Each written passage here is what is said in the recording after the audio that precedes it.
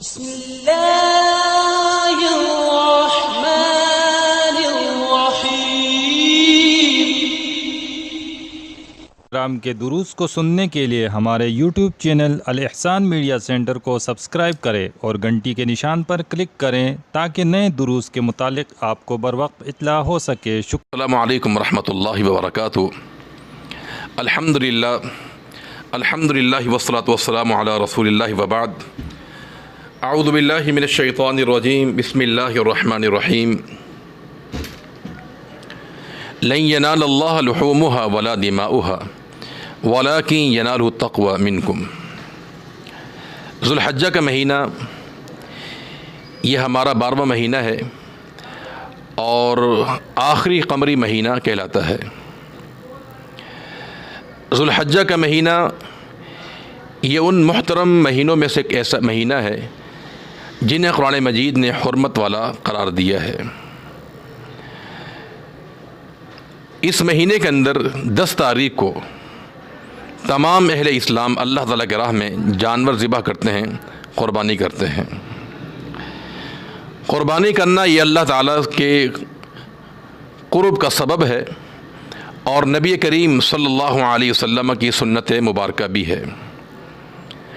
آپ نے 10 سال مدینہ منورہ میں قیام کیا اور آپ نے ہر سال قربانی کی ہے، اور نبی کریم صلی اللہ علیہ وسلم کا یہ بھی فرمان ہے کہ جو شخص استطاعت ہونے کے باوجود قربانی نہ کرے وہ ہمارے عیدگاہ میں نہ آئے۔ حالانکہ نبی کریم صلی اللہ علیہ وسلم کے گھر کے اندر 2 مہینے 3 مہینے چولہا نہیں جلا کرتا تھا، پانی اور کھجوروں پہ گزارا ہوا کرتا تھا، لیکن میں نے بتایا کہ آپ نے مدینہ میں 10 سال آپ نے گزارے ہیں، آپ نے ہر سال قربانی کی ہے، جس سے قربانی کی اہمیت اور اس کا مقام معلوم ہو جاتا ہے۔ تو بہرحال قربانی جو ہے یہ نبی کریم صلی اللہ علیہ وسلم کی سنت ہے اور سیدنا ابراہیم خلیل اللہ علیہ السلام کی یادگار ہے۔ یہ قربانی کے تعلق سے چند اہم مسائل کی نشاندہی کرنا ہم ضروری سمجھتے ہیں۔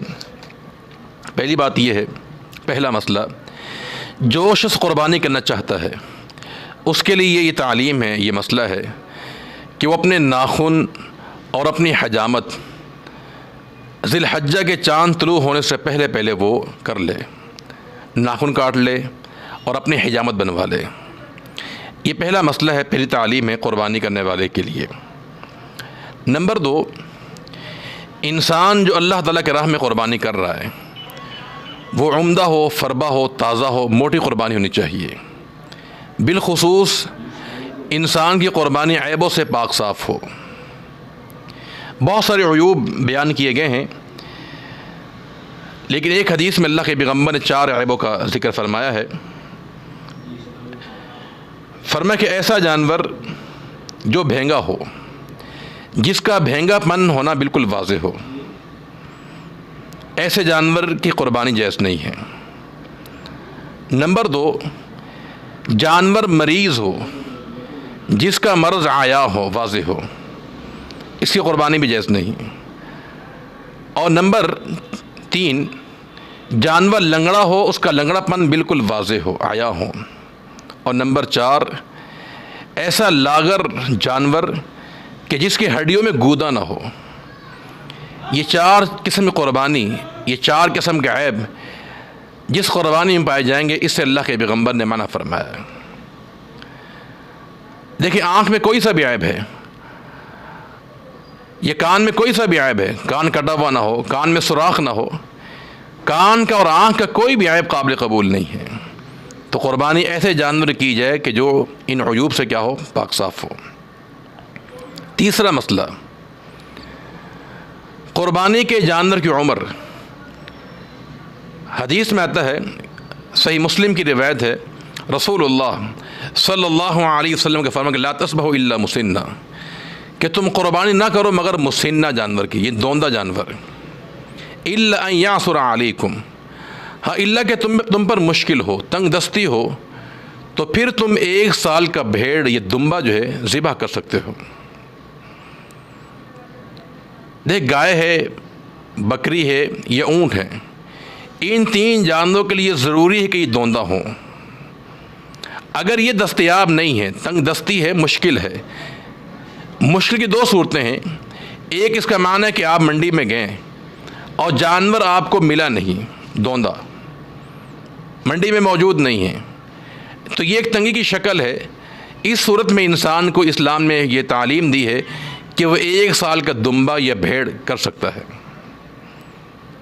یا پھر مشکل کا معنی یہ بھی ہے کہ منڈی میں جانور تو موجود ہے لیکن آپ کے پاس خریدنے کی استطاعت نہیں ہے، تو پھر آپ 1 سال دمبا یا بھیڑ اللہ تعالیٰ کی راہ میں ذبح کر سکتے ہیں۔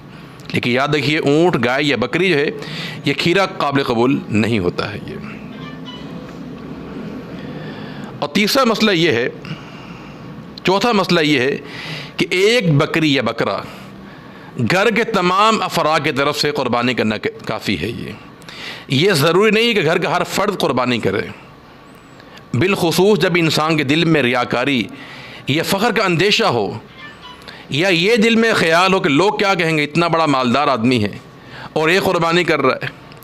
اگر یہ خیالات، یہ وسوسے دل میں پیدا ہوں تو پھر انسان کو قربانی اور نہیں کرنی چاہیے۔ تو لہذا ایک بکری یا ایک جانور جو ہے تمام گھر والوں کی طرف سے کفایت کر سکتا ہے، گھر کے ہر فرد کو الگ الگ قربانی کرنے کی ضرورت نہیں ہے۔ اور نمبر 5، آپ کو معلوم ہے کہ اگر ایک انسان گائے ذبح کرتا ہے تو اس میں 7 افراد شریک ہو سکتے ہیں۔ اگر وہ اونٹ میں شریک ہونا چاہتا ہے تو اونٹ میں 10 افراد شریک ہو سکتے ہیں۔ اور قربانی کے جانوروں کے حوالے سے یہ بات بھی یاد رکھیں، ہمارے یہاں یہ بات بڑی مشہور ہے عیبوں کے حوالے سے، کہ اگر ایک جانور آپ نے خرید لیا اور خریدنے کے بعد اس میں عیب پیدا ہوا تو کہتے ہیں یہ کوئی حرج نہیں، قربانی کی جا سکتی ہے۔ اگر یہ عیب پہلے پیدا ہو جائے خریدنے سے پہلے تو پھر جائز نہیں ہے، خرید لینے کے بعد اگر عیب پیدا ہوا تو پھر کہتے جائز ہے۔ یہ تفریق باطل ہے۔ یہ جانور میں عیب جب بھی پیدا ہو جائے، خواہ آپ کے خریدنے سے پہلے پیدا ہو، خواہ آپ کے خریدنے کے بعد پیدا ہو، عید قربان سے اگر 1 دن پہلے بھی اس میں عیب پیدا ہو گیا تو وہ عیب ہے، اس کی قربانی قابل قبول نہیں ہے۔ تو ہمارے معاشرے میں جو یہ بات عام ہے کہ وہ جانور جس میں خریدنے کے بعد عیب پیدا ہو اور وہ جائز ہے، اگر خریدنے سے پہلے پیدا ہو تو پھر جائز نہیں ہے۔ یہ تفریق انسان کی اپنی بنائی ہوئی ہے، کتاب و سنت میں تفریق ثابت نہیں ہے یہ۔ تو لہذا عیوب کے حوالے سے یہ جو ہمارے معاشرے میں عام بات ہے یہ غلط بات ہے۔ یہ چند مسائل ہم نے آپ کو بیان کی ہیں۔ اللہ تعالی ہم سب کی اصلاح فرما دے۔ السلام علیکم ورحمۃ اللہ وبرکاتہ۔